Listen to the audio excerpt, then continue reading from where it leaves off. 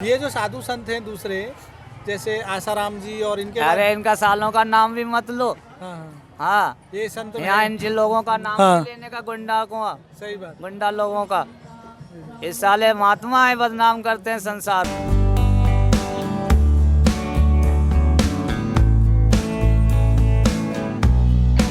इस एपिसोड में आप सभी का स्वागत है। संत महापुरुषों की श्रृंखला में हम आपको बता रहे हैं कैसे साधु संत महापुरुषों का जीवन होता है, कैसे कुंभ से पहले सभी साधु संत हरिद्वार पहुंचते हैं जहां जहां कुंभ लगता है। और आज हम महाराज जी के पास हैं, महाराज जी से उनके इस तपस्या पूर्ण जीवन के बारे में महाराज जी बताएंगे। महाराज जी, आपका नाम क्या है और कौन से अखाड़े से संबंधित आप हैं? हमारा नाम छोटा सा, पूज्य गुरु जी का दिया हुआ छोटा सा नाम, महंत श्री नांगा बाबा विक्रमपुरी, श्री पंद्रह स्नान जुगना अखाड़ा, बड़ा हनुमान घाट, बाड़ा ऋषि, काशी। महाराज जी, नागा साधु बनने का पूरा कैसे बनते हैं और इसमें कितना तपस्यापूर्ण जीवन है, कितना कठिन ये जीवन है, इसके बारे में थोड़ा बताइए। देखिए, ऐसा है, नांगा कैसे बनते हैं वो तो हम आपको नहीं बता सकते, वो गुप्त बात है। अच्छा अच्छा। मगर तपस्या कठिनाइयाँ तो उठानी पड़ती हैं, अपने को त्यागना पड़ता है। संसार में रहते हुए संसार से परे रहना पड़ता है, अपने आप को जीते जी मारना पड़ता है, अपने परिवार के, रिश्तेदारों के, सभी के पिंडदान भरने पड़ते हैं। अच्छा। उसके बाद हम लोगों की ट्रेनिंग शुरू होती है। गुरु मूर्तियाँ जो शिक्षा देते हैं और जो मार्गदर्शन देते हैं, उस मार्गदर्शन पर चलते हैं, उनके बताए हुए रास्ते पर चलते हैं और अपने कर्म और धर्म को नियम से, संयम से निभाते हैं। महाराज जी, कुंभ से पहले आप लोग कहाँ रहते हैं? क्योंकि कुंभ के समय पे आप लोग नज़र आते हैं, लोग सोचते हैं कि महाराज जी कहाँ चले जाते हैं कुंभ से पहले।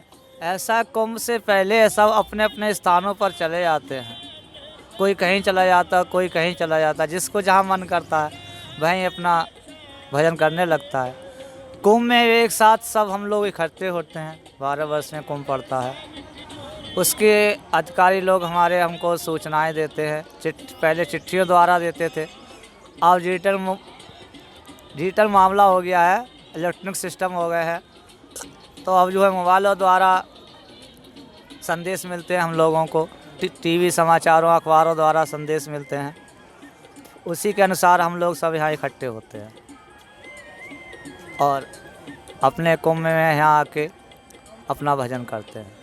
महाराज जी, जैसे आपने कहा कि आजकल सारा डिजिटल हो गया है, तो आप लोग भी कोई मोबाइल, लैपटॉप वगैरह इस्तेमाल करते हैं? हाँ, आप लोगों का दिया हुआ एक छोटा सा मोबाइल है, उसे इस्तेमाल करते हैं। मोबाइल में यूट्यूब वगैरह, फेसबुक वगैरह कभी आप चलाते हैं? फेसबुक, व्हाट्सअप, यूट्यूब चलाते हैं। अब भी चल रहा है, ऑनलाइन चल रहा है, भजन चल रहा है। अच्छा, व्हाट्सअप भी चलाते हैं? जी हाँ। और फेसबुक और यूट्यूब भी चलाते हैं? जी नहीं, अपने फ़ोटो वगैरह फेसबुक पे तो डाल रखे हैं। अच्छा, डाल रखे हैं आपने? हाँ। महाराज जी फेसबुक चलाते हैं? व्हाट्सअप पे जो है मैसेज वगैरह आते हैं, मगर हम डालते नहीं हैं। अच्छा, मैसेज वगैरह आते रहते हैं, लोग जो भगत लोग हाँ। हैं वो आपको मैसेज भेजते रहते हैं। बहुत लोग सोचते हैं कि डिजिटल दुनिया से लोग महाराज जुड़े हुए नहीं रहते, लेकिन महाराज पूरे डिजिटल दुनिया से जुड़े हुए हैं, सोशल मीडिया भी चला रहे हैं, सब कुछ। ऐसा है, देखो, महाराज लोग भी तो इसी संसार में रह रहे हैं। सही बात। फ़र्क इतना है कि आप गृहस्थी में रह रहे हैं और हम व्यक्ति में। सही है, हम संसार में रहते हुए संसार से अलग रह रहे हैं। हाँ, और आप लोग संसार में सने हुए हैं, सही बात है। हम उससे परे हैं। बस अंतर इतना है। रहे तो इसी संसार में रहे हैं, इस संसार में क्या हो रहा है कर नहीं रहे तो कम से कम देख तो रहे हैं, सही बात है। सुन तो रहे हैं क्या हो रहा है संसार में। सही बात। हाँ, संस्कार होने के बाद में संस्कार होने के बाद में दाढ़ी बाल कभी नहीं कटते हैं। बाल भी कभी नहीं कटे 2004 के बाद में? जी। और दाढ़ी भी नहीं कटी थी? हमारा पूरे जीवन में 3 बार मुंडन हुआ। पहले माता पिता के घर, दूसरी बार जब गुरु की शरण में आए, महापुरुष यानी संन्यास लिया, जब हमारा मुंडन संस्कार हुआ, ब्रह्मचारी महापुरुष बनाए गए अवधूत। तीसरी बार हमारा अखाड़े के अंदर ध्वजा के नीचे संस्कार हुआ, जब हमारा नागा दिगंबरी संस्कार हुआ। जब से हमारे कोई कपड़ा भी उसके बाद में कभी नहीं पहना आपने? नहीं, कपड़े पहनते हैं। कपड़े पहनते हैं? हाँ। कपड़े किस किस समय पे अपन पहनते हैं, कुंभ के जाने के बाद में? कुंभ में जैसे कहीं बस्ती में जाते हैं, अच्छा, बस्ती में जाते हैं तो कपड़े पहन कपड़ा लपेट लेते हैं। कपड़ा लपेट लेते हैं। हाँ, अच्छा अच्छा। क्योंकि सभी को इस चीज़ का ज्ञान नहीं होता हाँ सही बात है, सही बात है, क्योंकि ये संसार है। इसलिए कुछ बच्चे जो हैं जिनको ज्ञान नहीं होता है वो गलत समझते हैं, इसीलिए कपड़ा लपेट लेते हैं। महाराज जी, शरीर पे जो आपने भभूत जी हाँ, कर रखी है, तो इसका कोई नियम पालन है? कैसे करते हैं? सुबह ये कर लेते हैं? इसका नियम है, सुबह शाम दोनों टाइम चढ़ाई जाती है मंत्रों द्वारा। ये हमारे वस्त्र हैं। अच्छा, ये वस्त्र हैं? जैसे आप ये कपड़े का वस्त्र पहन रखे हैं, ऐसे ही हमारी विभूति के वस्त्र हैं। अच्छा अच्छा। ये हमारा श्रृंगार है, ये हम वस्त्र धारण किए हुए हैं। अच्छा अच्छा। आपकी दृष्टि में नंगे दिख रहे हैं, जी जी। आम लोगों की दृष्टि में नंगे दिख नंगे रहे हैं, हैं। लेकिन आपने वस्त्र धारण कर रखे हैं। जी हाँ। जी जी। महाराज जी, राजनीति के बारे में भी आप दिलचस्पी रखते हैं? जी आजकल? नहीं, राजनीति वालों से बहुत परे रहता हूँ मैं। राजनीति वालों को अपने पास भी नहीं भटकने देता जी हूँ। जी, सही बात है। हाँ, लेकिन जैसे कोई आपका कोई पसंदीदा नेता? क्योंकि नहीं, मेरा कोई पसंदीदा नेता नहीं। मेरे पसंदीदा नेता है मेरे गुरु महाराज, गुरु महाराज जी पसंदीदा। मेरे इष्ट देवता। धर्म रक्षा में महाराज जी साधु संतों का क्या योगदान रहता है धर्म रक्षा? धर्म रक्षा के लिए अपने को मिटा भी देते हैं, हैं और मिटा भी देते हैं। सही बात। मिट भी जाते हैं और मिटा भी देते हैं धर्म के लिए।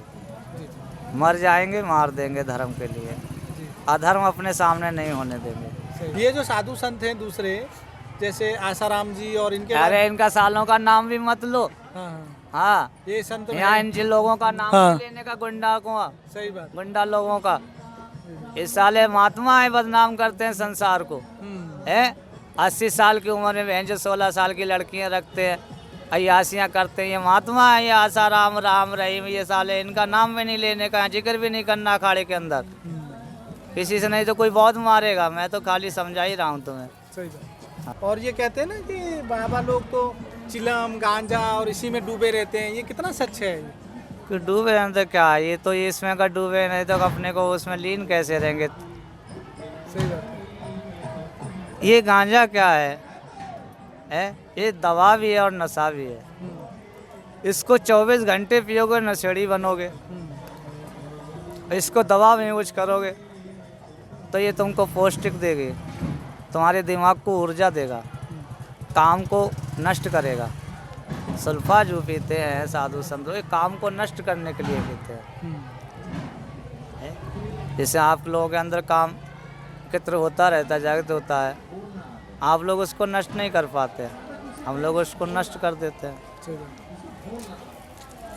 और क्या है, इसको पीने के बाद दिमाग शांत रहता है, संतुष्ट। कौन क्या कह रहा है कुछ नहीं पता, अपनी मस्ती में मस्त हैं, अंतरात्मा में मस्त रहता है। महाराज जी ने अपने जीवन के कई प्रसंग ऐसे बताए हैं जो सभी के लिए प्रेरणादायक। आज डिफेंस ऑफ हिंदू में महाराज जी के साथ वार्ता करके, संवाद करके काफ़ी अच्छा लगा। अगर आपको ये वीडियो अच्छी लगी हो तो प्लीज़ चैनल को सब्सक्राइब कर लें, वीडियो को लाइक कर लें